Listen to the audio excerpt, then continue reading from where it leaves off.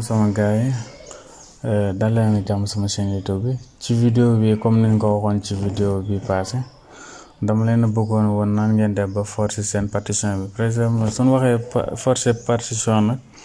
par exemple soo amee disque boo xam ne presque mu ngi rouge xam nga disque en général day jikki ci kanam rouge mooy su demee bay waaj a fees voilà mais quand même yéen da ngeen a bëgg a partitionner affaire bi voilà léegi boobaay xam nga méthode bi ñu njëkkoon a wane ci vidéo bi nga xam ne moo passé boobu du dox. voilà mooy vidéo bi nga xam ne fekkee seetaanoo leen ko tamit mën ngeen koo dem ngeen seetaan ko boobu du dox léegi bii nii moom mooy permettre beneen méthode bi mooy deuxième méthode bi ma leen promettre lool mooy bi nga xam ne moom mooy tax même su disque bi rouge sax voilà day mën di partitionner léegi pour ñu defar ko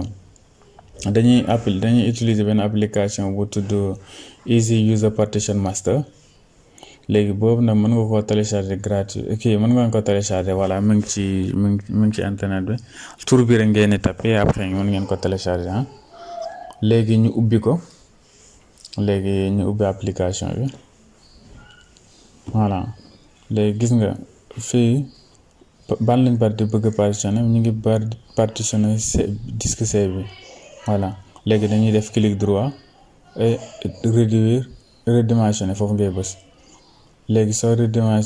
cliquer sur redimension gis nga am na beneen fenêtre buy ubbeeku xaaral ma def comme mode normal clic droit redimensionner voilà gis nga automatiquement fenêtre bi mooy ubbeeku léegi su ko ubbeeku léegi fii ngay ñëw foofu nga appuyer si clic droit voilà mooy clic gauche bi ngay bës gis nga 4 points lay def ak après soo demee ba fii nga xam ne redimension day def 2 flèches à gauche et à droite. léegi nga def appuyer gauche clic gauche après nga xëcc pour dem ci gauche léegi foofu tamit day diminuer mën nga ko diminuer à partir d'ici mën nga ko partitionner à partir de foofu comme mën nga ko glisser foofu rek yow yaa xool après fu la neex par exemple xaar mu glisser gis nga actuellement mi ngi réduire l'espace gis nga mën yow yaay xëcc nag bu mu neex la voilà mën nga ñëw fii rek directement tamit par exemple mën nga ñëw nga ne je veux mën naa récupérer 1 giga même manipulation moom ngay def 28 léegi su boobaa day récupérer 2 giga voilà léegi day récupérer 2 ci disque bi léegi après léegi sama def fermer voilà ma def fermer léegi xaaral ma fee fermer léegi su ma defee fermer gis nga léegi 2 giga gis nga jël na 2 giga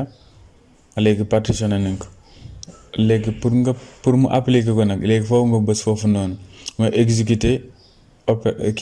opération maintenant fii dafa la woon na juste benn opération moo fi nekk léegi da nga koy exécuter léegi soo ko exécuter léegi gis nga da lay wax ne après machine bi da koy redémarrer nag